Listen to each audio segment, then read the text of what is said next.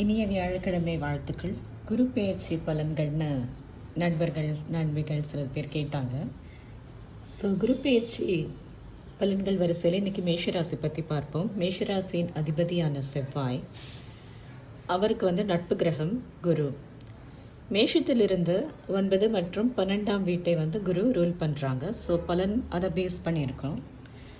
9ஆம் அதிபதிக்கு பாக்ய அதிபதியின் பேர். பாக்கியம் அதாவது தந்தை மூலமாக வரும் சொத்து, நமக்கு இயற்கையாகவே இந்த ஜென்மத்துக்கான விதிக்கப்பட்ட என்னென்ன எஃபர்ட்டே போடாமல் கிடைக்கும் சொத்து, அதாவது பூர்வ புண்ணியங்களின் பலன்கள் எல்லாமே பாக்கியத்தில் வரும். ஹையர் எஜுகேஷன், ரிலீஜன், கோவில், நம்ம நினைத்து கூட பார்க்க முடியாத அதிர்ஷ்டங்கள், இதுக்கெல்லாமே அந்த பாக்ய ஸ்தானம் சொல்லுவாங்க.